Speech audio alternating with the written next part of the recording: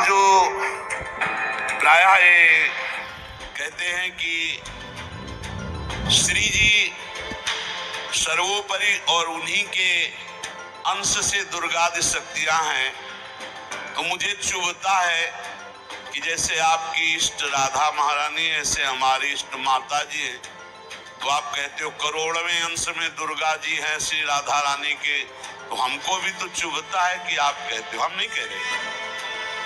तस्मात् शास्त्रम प्रमाणन्ते कार्याकार्यो व्यवस्थित हो। पहली बात तो हमारी श्री जी क्या है, जब हम श्री जी से चित्त जोड़ेंगे तब पता चलेगा। और दूसरी बात है कि जो शास्त्रों में लिखा है उसे, पद्म पुराण पाताल खंड अध्याय 81 भगवान शिव कह रहे हैं, बहुत ध्यान से सुनिए। अंतरंगैस्तथा नित्य विभूतैस्तैश्चिदादिभिः गोपनादुच्यते गोपी राधिका कृष्ण वल्लभा देवी कृष्णमयी प्रोक्ता राधिका परदेवता सर्वलक्ष्मी स्वरूपा सा कृष्णाह्लाद स्वरूपिणी तथा सा प्रोच्यते विप्रह्लादिनीति मनीषिभिः। ध्यान से, तत्कला कोटि कोट्यंसा दुर्गाद्यास्त्रिगुणात्मिकाः सा तु साक्षात् महालक्ष्मी कृष्णो नारायणः प्रभो नैतयोर्विद्यते भेदः स्वल्पोऽपि मुनिषत्तमो इयं दुर्गा हरिरुद्रः कृष्णा शक्र इयं शची सावित्री इयं हरिर्ब्रह्मा धूमोर्णासौ यमो हरिः बहुना किं मुनिश्रेष्ठ विना ताभ्यां न किंचन चिद चिद लक्षणं सर्वं राधा कृष्णमयं जगत् इत्थं सर्वं तयोरेव विभूतिं विद्धि नारद न शक्यते मया वक्तुं वर्षकोटिशतैरपि। भगवान शंकर कैलाश में विराजमान है, देवर्षि नारद जी सनकादि बड़े बड़े महापुरुषों की सभा लगी हुई, उस सभा में कह रहे हैं, नारद जी को संबोधन करके भगवान शिव कह रहे हैं, हे नारद जी, ये जो श्री कृष्ण प्रिया राधा है, ये महाचैतन्य शक्ति स्वरूपा जितनी भी देवियां हैं, ये सब इनके अंश से प्रकट हुई है। ये अंतरंग विभूति है, इसीलिए इनको कोई जानता नहीं, अत्यंत गोपन तत्व है, इसीलिए इनका एक नाम गोपी है। श्री कृष्ण सदैव इनकी आराधना करते, इसलिए नाम इनका राधा है, और ये सदैव श्री कृष्ण की आराधना में रहते, इसलिए इनका एक नाम राधिका है। ये और श्री कृष्ण दो नहीं है, श्री कृष्ण में राधा है, राधा में श्री कृष्ण है। ये राधा परा देवता है। जितनी भी लक्ष्मी आदि शक्तियां सब इन्हीं के अंश से हैं। आपको भगवान का आह्लाद कहा गया है, आह्लाद, और जब मूर्तिमान ये हुई तो राधा कह गई, किशोरी जो कह गई। और तत्कला कोटि कोट्यंसा, भगवान शिव बोल रहे हैं, तत्कला कोटि कोट्यंसा दुर्गाद्यस त्रिगुणात्मिका। दुर्गा आदि जितनी त्रिगुणात्मिका दैवी शक्तियां हैं, ये इनके कला से करोड़वें अंश में प्रकट है। यही प्रकट है, पर करोड़वें अंश में प्रकट है। हम नहीं कह रहे, कि भगवान शिव कह रहे हैं। जो राधा कृपा कटाक्ष पढ़ते हैं, वो पढ़ के देखे, आखिरी में भगवान शिव कह रहे हैं, क्रियेश्वरी मखेश्वरी स्वधेश्वरी त्रिवेद भारतीश्वरी प्रमाण शासनेश्वरी। हमारे यहाँ सुधा निधि में महाप्रभु हरिवंश चंद्र जी कह रहे हैं, प्रेमणा सन्मधुरोज्ज्वल हृदय संगार लीला कला वैचित्री परमावधि भगवता पूज्य विकापी सता ईशानी च सची महासुख तनु शक्ति स्वतंत्रा परा श्री वृंदावन नाथ पट्ट महिषी राधैव सेव्यामम। बोले तत्कला कोटि कोट्यंसा, कला उन्हीं की कला, राधा की ही कला, श्री किशोरी जी के ही अंश से करोड़ों एक करोड़वें अंश में सब शक्तियों का प्रादुर्भाव हुआ। श्री राधा अपने अंश से महालक्ष्मी रूप धारण करती हैं, तो भगवान श्री कृष्ण नारायण रूप धारण करते हैं। मुनि श्रेष्ठ, थोड़ा भी भेद नहीं है।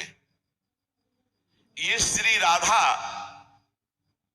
दुर्गा रूप धारण करती है, तो श्री कृष्ण शिव रूप धारण करते हैं, रुद्र। जब श्री कृष्ण के अंश से इंद्र, तो श्री राधा किशोरी के अंश से सची इंद्राणी। जब श्री कृष्ण के अंश से ब्रह्मा, तो राधा किशोरी के अंश से सावित्री देवी। जब श्री कृष्ण के अंश से यमराज, तो उनकी पत्नी धूमोरणा के रूप में श्री राधा किशोरी। अधिक क्या कहूं, इन दोनों के सिवा किसी की सत्ता ही नहीं। यही सब चिद चिद लक्षणम सर्वम राधा कृष्णमयम जगत। चेतन अचेतन सारा संसार श्री राधा कृष्ण का स्वरूप है। नारद जी, मैं इन विभूतियों का क्या वर्णन करूं? अगर 100 करोड़ वर्ष तक राधा की महिमा वर्णन करूं तो भी नहीं कर सकता। भगवान शिव, कुछ ऐसे भावुक जन है कि वो कहते हैं कि आप भगवान शंकर को श्री कृष्ण से छोटा कहते हैं, वो हमारे आराध्य देव, हमको चुभता है। देखो, जब तत्व की चर्चा होगी तो एक है, और जब लीला की चर्चा होगी तो वही एक विविध लीलाएं करता है, वही एक विविध लीलाएं करता है। रास में भगवान शंकर आए, अगर थोड़ा भी शास्त्र को पढ़े हो तो पढ़ के देख लेना। गोपी रूप धारण किया, रास में प्रवेश पाया, श्री कृष्ण चरण वंदना, किशोरी जी की चरण वंदना, और फिर गोपी रूप धारण करके रास में प्रवेश। अच्छा, कोई भी ये कैसे नकार सकता है कि भगवान शंकर की जटाओं में गंगा जी हैं, और वो गंगा जी क्या है, क्या आप नहीं जानते हो? गंगा तरंग रमणीय जो जटा कलापम गौरी विभूषित वाम भागम, भगवान शिव के लिए आता है। तो जो जटा कटा संभ्रमम भ्रमण नीलम पर निर्झरी जो विराजमान है गंगा जी, वो कौन है? गांगम वारि मनोहारि मुरारी चरण अच्युतम त्रिपुरारि शिरश्चारी पापापहारि पुनः तुमाम। देखो भाई, तत्व एक है, पर लीला में जब प्रारंभ होगा तो लीला में छुटाई बड़ाई हंसी मजाक, वो उनकी आराधना, उनकी आराधना। तत्व एक है। अभी आप यहाँ सुन रहे हो कि जब श्री कृष्ण शिव रूप धारण करते हैं तो राधा किशोरी दुर्गा रूप धारण करती, यही है, कोई और थोड़ी है। पर जब लीला की बात आती तो वही भगवान शंकर गोपी रूप, आज भी भगवान गोपेश्वर का श्रृंगार होता है गोपी रूप में। शाम टाइम जल नहीं चढ़ता, नथुनी बाला और सब चुनरी धारण करके भगवान शिव गोपीश्वर के रूप में विराजते हैं। भगवान शंकर गंगा जी को नेत्रों से भी रोक सकते थे, लेकिन जटाओं में धारण किया कि श्री कृष्ण का चरणामृत है, वामन भगवान का चरणामृत है, वामन के रूप में श्री कृष्ण ही है। प्राणाधिक प्रियतमा सर्वाभ्याः सुंदरी परा सर्वयुक्ता च सौभाग्य भागनी गौरवान्विता। हमारी जो श्री किशोरी जो हैं, एक यहाँ बात ध्यान रखनी है कि एक प्रश्न और आता है सभा में, जब चर्चा होती है तो उसको सुनकर के लोगों के अंदर प्रश्न आता है कि शिव पुराण में लिखा है कि भगवान शंकर सर्वश्रेष्ठ है, देवी पुराण में लिखा है कि इन्हीं से सबकी उत्पत्ति है। आप गणेश महिमा को देखो तो यम ब्रह्म स्वम ब्रह्म, सब कुछ जिस पुराण को देखो उसी से सृष्टि हुई है। इसका मतलब क्या है? गलत है क्या? जब तुम शिव पुराण पढ़ोगे तो शिव तत्व से ही सबकी उत्पत्ति है, सब कुछ शिव तत्व है।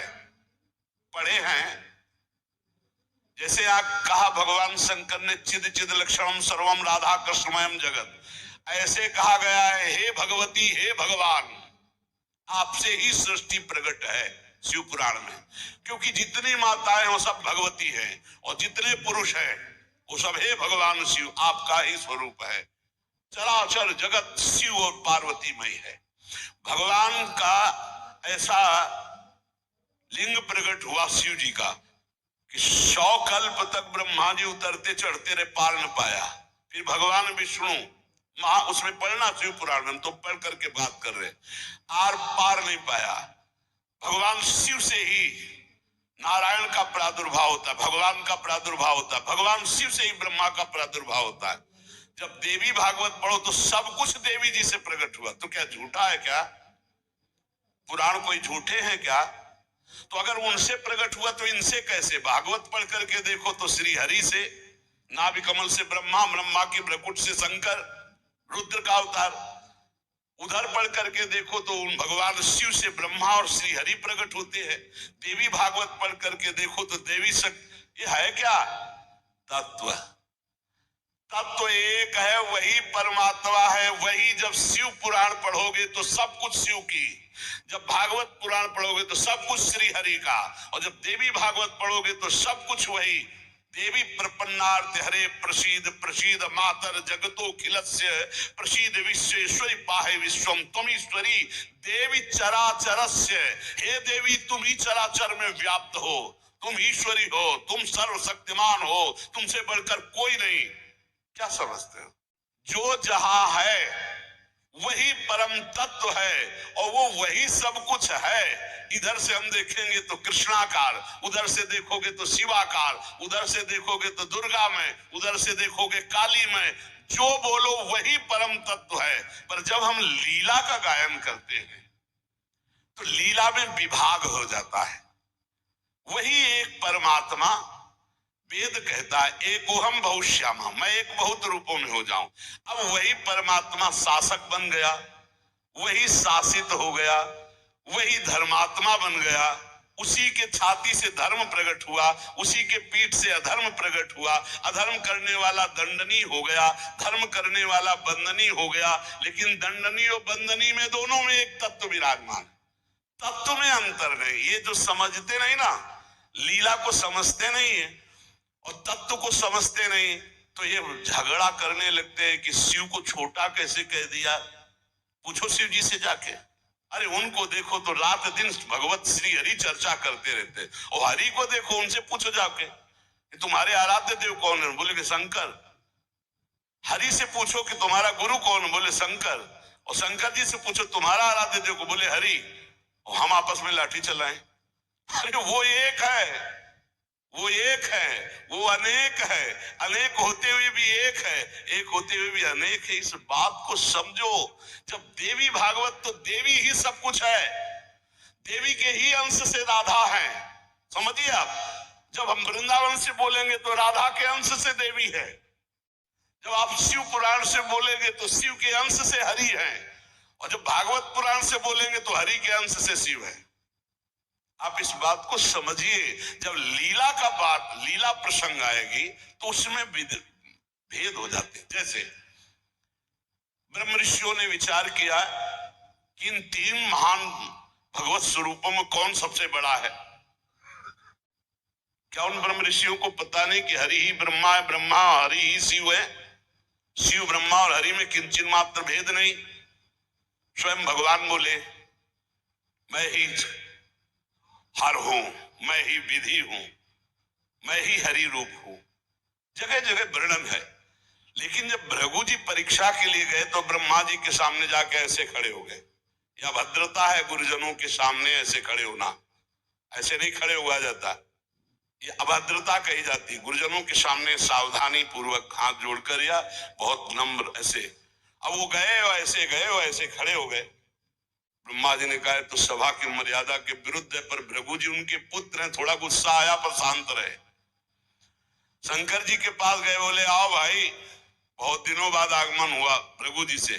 बोले हम तुम्हारे गले नहीं लगते हैं, परम पवित्र रहते हैं। उठाया त्रिशूल उन्होंने हमको।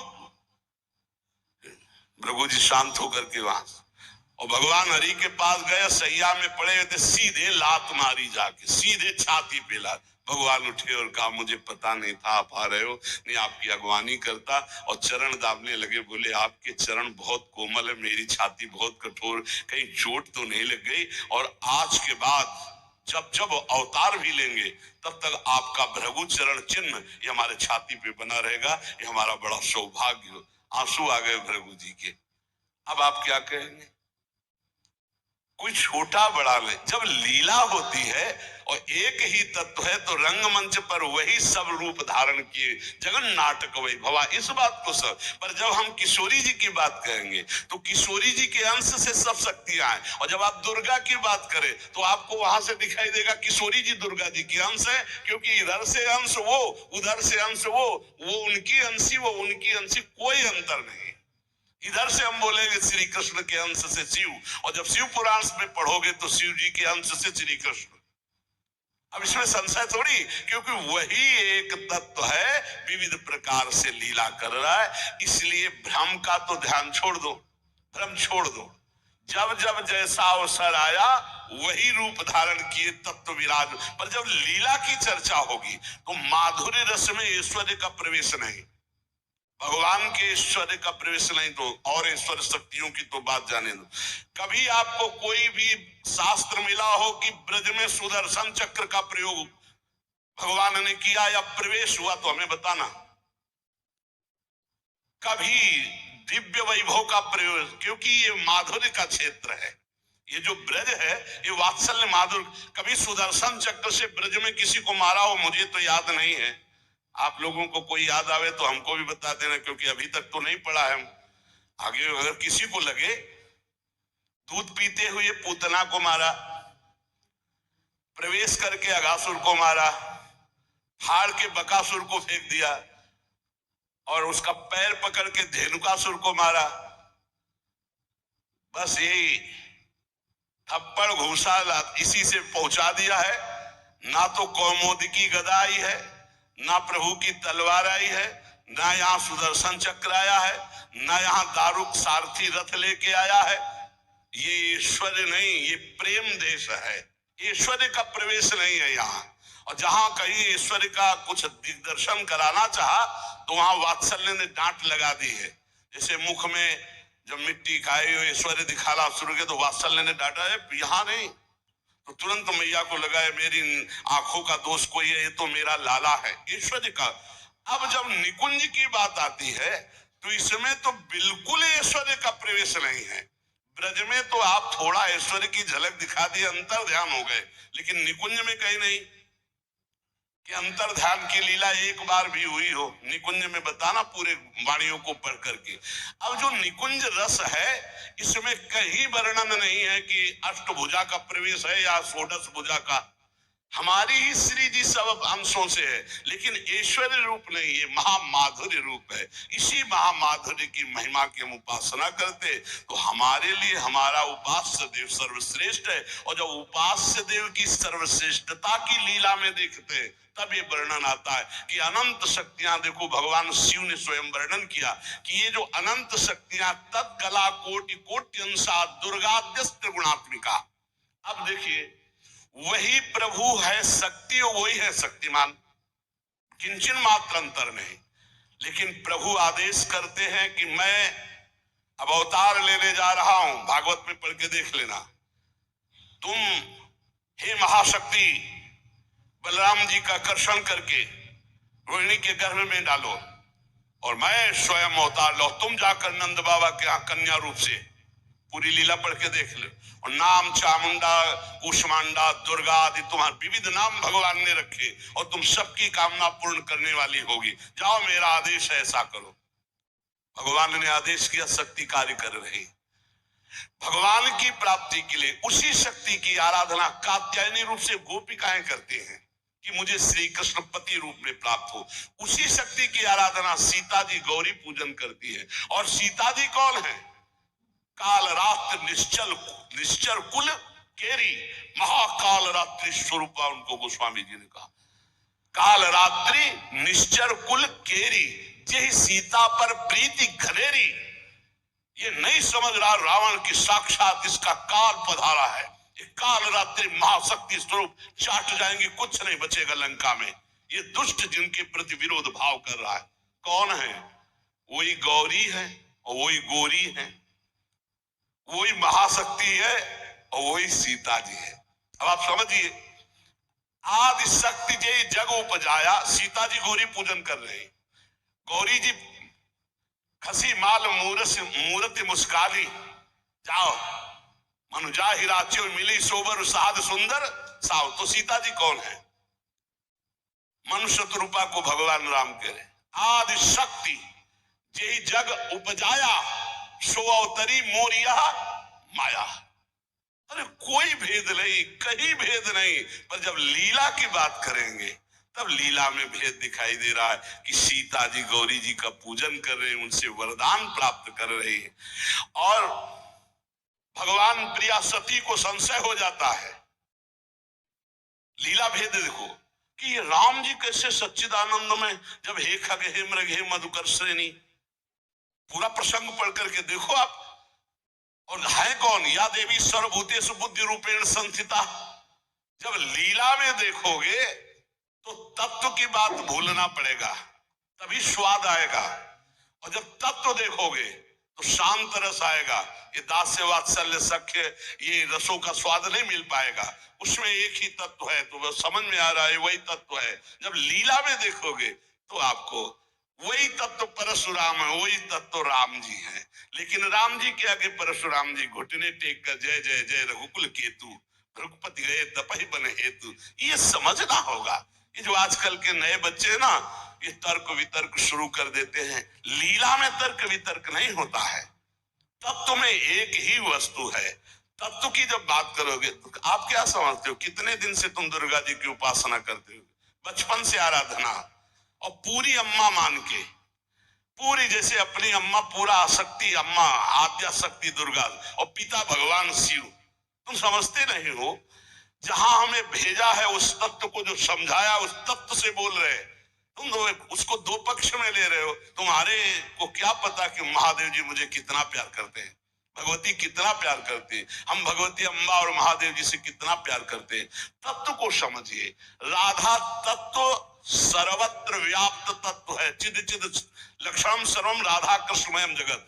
पर जब लीला में स्वरूप राधा जी का जो है वो कहीं त्रिभुवन में कहीं नहीं है, क्योंकि महामाधुर्य रस प्रेम स्वरूपा है, जिनकी आराधना स्वयं श्री कृष्ण करते। और जिन श्री कृष्ण की आराधना भगवान शंकर, शनकादि, ब्रह्मादि सब करते। ये हमारे उपास्य देव है। और जब आप अपने उपास्य देव के विषय में जैसे बोले कि श्री कृष्ण जिनके सेवक हैं ऐसे महादेव, कोई परेशानी नहीं। श्री कृष्ण जिनके सेवक हैं ऐसे महादेव, क्योंकि हमें पता है कि तुम जो बोल रहे हो वो सत्य बोल रहे हो, क्योंकि वैसे ही उस तत्व को देखा जाता है। ये तत्व है ही ऐसा कि हम जिस भावना से जैसे देखें वैसे दिखाई देगा। जब हम गणेश स्तोत्र पढ़ते हैं तो सब कुछ गणेश जी बने हुए हैं। जब राम स्तोत्र तो सब कुछ राम, जब कृष्ण सब कुछ कृष्ण, जब नरसिंह तो सब कुछ नरसिंह, जब वाराह तो सब कुछ वाराह, वही बने हुए, दूसरा कोई नहीं। इसमें हमें कोई संशय नहीं है। तुम्हें कितना ज्ञान है? उनके पति हैं शिव ज्ञान समुद्र, वो कह रहे हैं, हम तुम्हें पूरा परिचय के साथ बता रहे। पद्म पुराण पाताल खंड अध्याय 81, उसमें कह रहे तत्कला कोटि कोट्यंसा दुर्गाद्यास त्रिगुणात्मिका। कभी रास का स्वाद लिया है? रास का स्वाद लेना है तो ब्रज रस में। इसी यही तो वृंदावन की लीला, मत समझो गुरु को चीला। या ऋषि मुनि गए हार, जपे जा राधे राधे। ऋषि मुनि गए हार, जपे जा राधे राधे। प्रियालाल है प्रियालाल।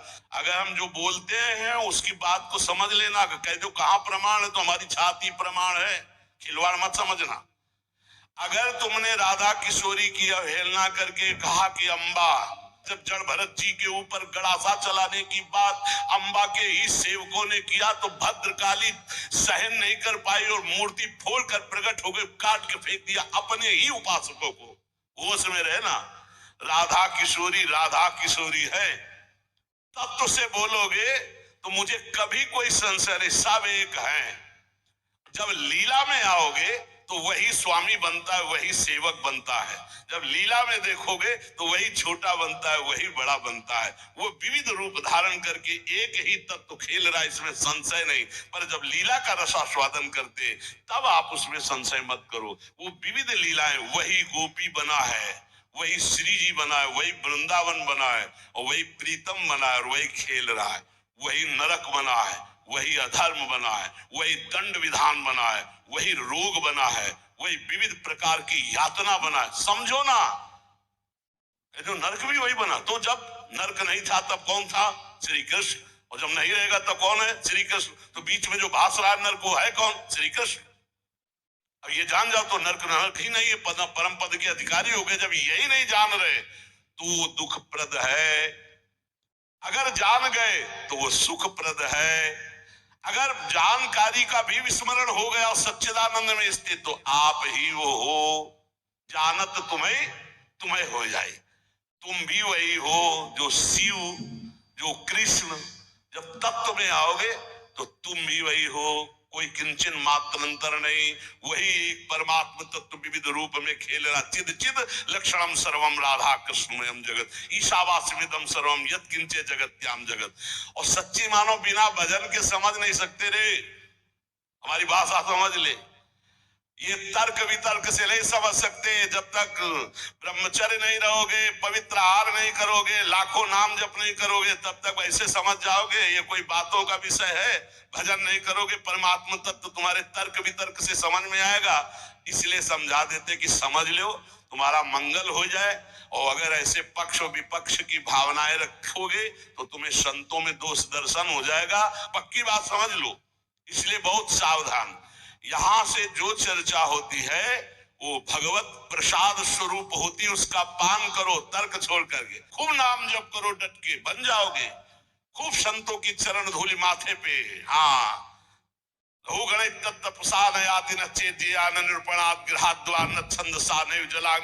बिना महात्पाद रजोभिषेकम। रज लगाओ संतों की चरणामृत पियो, संतों के वचनों का श्रद्धा विश्वास पूर्वक बढ़िया मंगल में ज्ञानी हो जाओगे।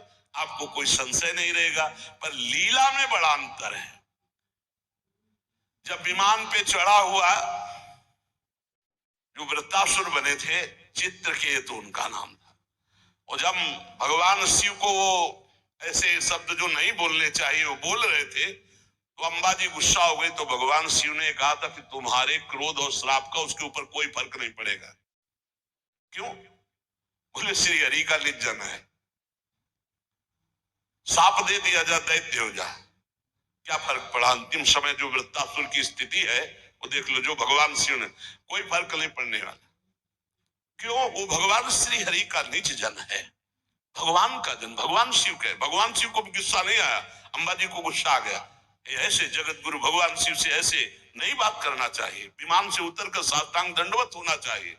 त्रुटि है तो भगवान शिव ने कहा त्रुटि होते हुए भी श्री हरि का, इसलिए इसके ऊपर कोई फर्क नहीं पड़ेगा। और नहीं बना वृत्तासुर मिला तो ऐसा वृत्तासुर बना, हाहाकार त्रिभुवन में मच गया।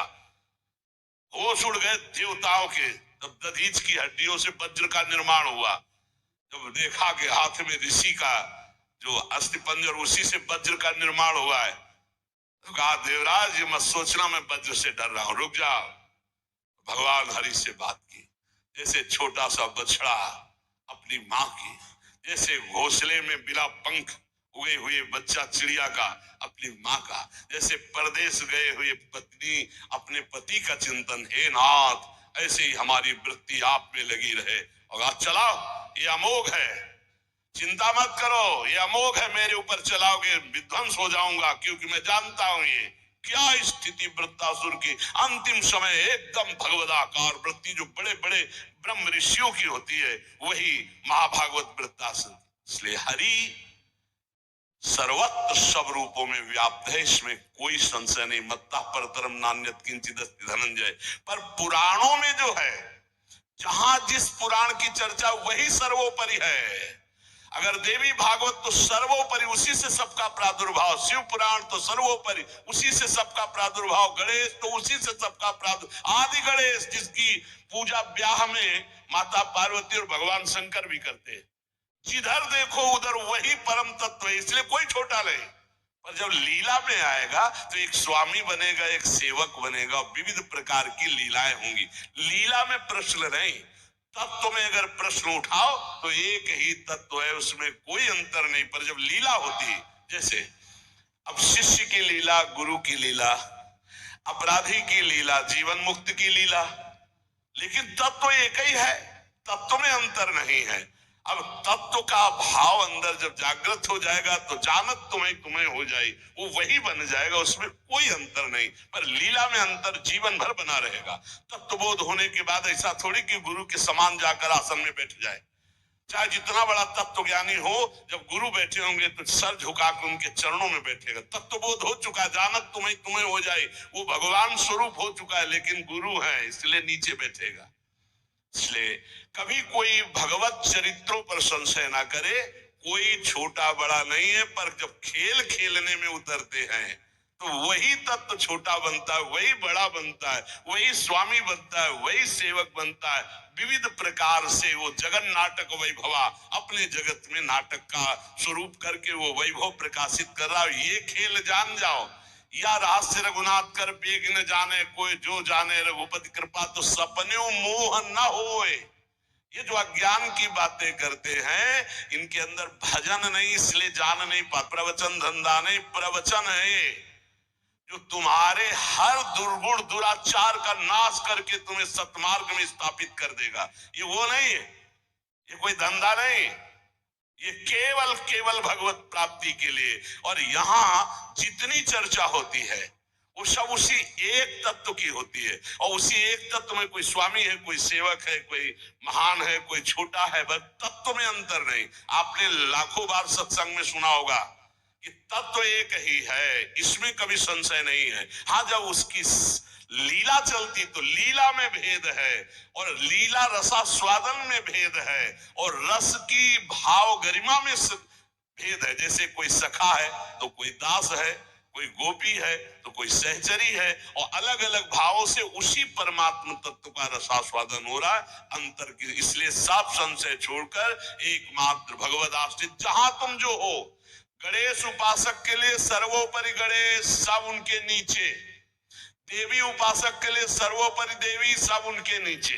शंकर उपासक के लिए शंकर जी सबसे, उनके सामने। कृष्ण उपासक के लिए कृष्ण सर्वश्रेष्ठ, राम उपासक के लिए राम। हमें कोई संशय नहीं, क्योंकि वही तत्व बैठा हुआ है।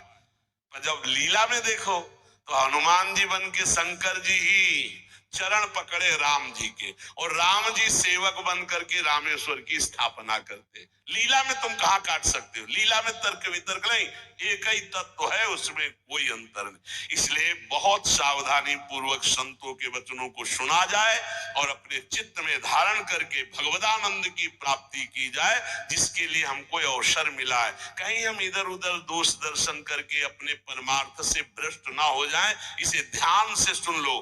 जो जिनकी उपासना कर रहा है उसके लिए वो सर्वोपरि है। सर्वोपरि इसलिए कि वही सर्वोपरि तत्व है, दूसरा कोई नहीं है। पर जो जहां उपासना कर रहा है उसके लिए गर्व होना चाहिए कि हमारे उपास्य देव सर्वोपरि हैं। तर्क की जरूरत नहीं, मान्यता की जरूरत है। आप सर्वोपरि मानेंगे तभी तो आपका मन आराध्य देव में पूर्ण समर्पित होगा, और जब आप अनुभव करेंगे तो सब रूपों में मेरा ही आराध्य देव है, ऐसा आपको अनुभव होगा। और यही अनुभव होना परम सत्य अनुभव होना है। इसलिए खूब नाम जप करो, अच्छे आचरण करो, तर्क वितर्क मत करो। लीला अलग क्षेत्र है, तत्व ज्ञान अलग क्षेत्र है। तत्व का बोध होना और लीला में प्रवेश होना, दोनों में बहुत अंतर है। जब लीला की बात आएगी तो तत्व अंतर ध्यान हो जाता है, नहीं तो कैसे ध्यान है? मेरे प्रभु, इस समय मेरे प्रभु को शयन कराना है, मेरे प्रभु को भोग लगाना है, इस समय मेरे प्रभु को मंगलारती, इस समय मेरे प्रभु को जल पिलाना है, इस समय मेरे प्रभु को इत्र लगाना है। ये हम तत्व से थोड़ी देख रहे, हम भाव से देख रहे।